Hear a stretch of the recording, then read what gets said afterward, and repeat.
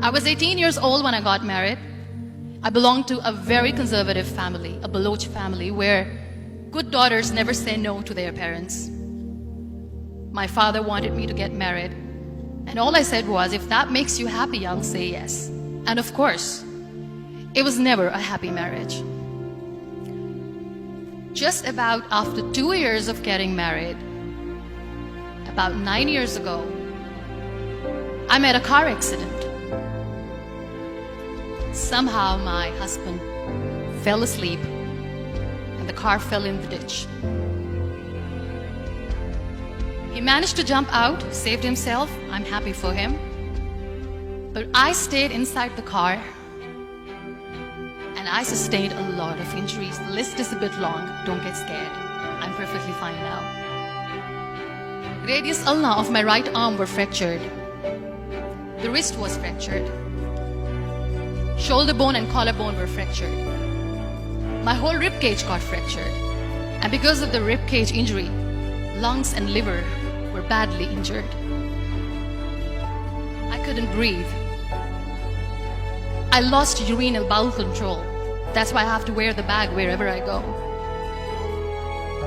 But that injury that changed me and my life completely as a person and my perception towards living my life was the spine injury. 3 vertebrae of my backbone were completely crushed and I got paralyzed for the rest of my life. So this accident took place in a far-flung area in the outskirts of a very small province, Balochistan, where there was no first aid, no hospital, no ambulance. I was in the middle of nowhere in that toppled car. Many people came to rescue. They gave me CPR. They dragged me out of the car. And while they were dragging me out, I got the complete transection of my spinal cord. I finally ended up in a hospital where I stayed for 2.5 months. I underwent multiple surgeries. Doctors have put a lot of titanium in my arm. There's a lot of titanium at my back to fix my back. That's why people in Pakistan call me the Iron Lady of Pakistan.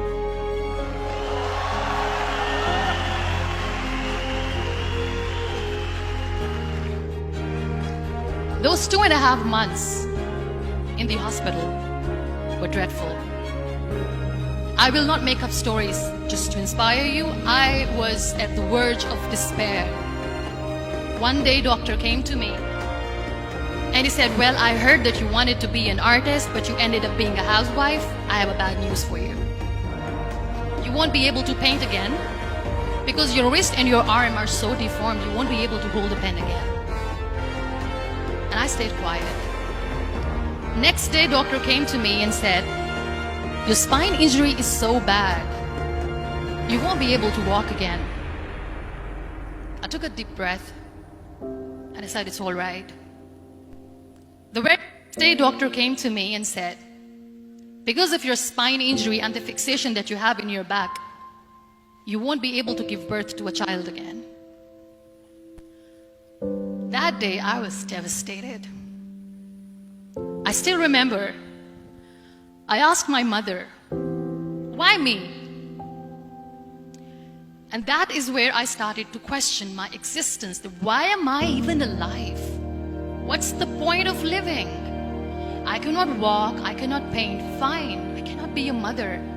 And we have this thing in our heads, being women, that we are incomplete without having children.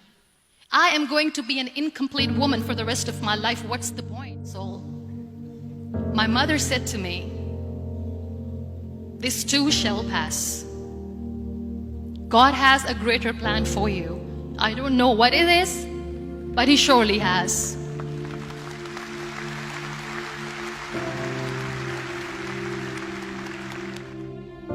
So what kept me going was, one day I asked my brothers, I know I have a deformed hand, but I'm tired of looking at these white walls in the hospital and wearing these white scrubs. I'm getting tired of this. I want to add more colors to my life. I want to do something. Bring me some colors, bring me some small canvas. I want to paint. So the very first painting I made was on my deathbed, where I painted for the very first time.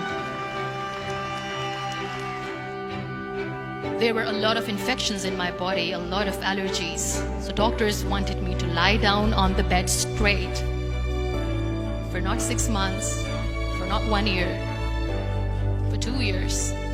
I was bedridden, confined in that one room, looking outside the window, listening to the birds chirping, and thinking maybe there will be a time when we'll be going out with the family and enjoying the nature.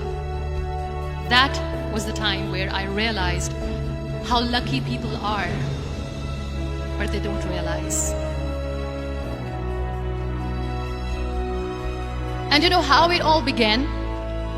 That day I decided that I'm going to fight my fears. We all have fears. Fear of unknown, fear of known, fear of losing people, fear of losing health, money. We want to excel in career, we want to become famous, we want to get money. We are scared all the time. So I wrote down one by one all those fears. And I decided that I'm going to overcome these fears one at a time. Do you know what was my biggest fear? Divorce. Didn't work. But the day I decided that this is nothing but my fear, I liberated myself by setting him free. And I made myself emotionally so strong that the day I got the news that he's getting married, I sent him a text that I'm so happy for you and I wish you all the best. And he knows that I pray for him today.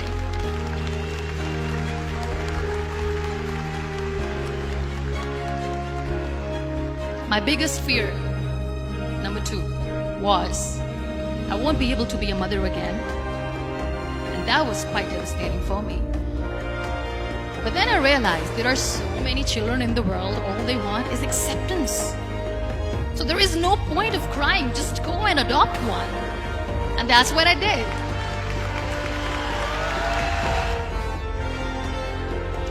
So when you accept yourself the way you are, the world recognizes you.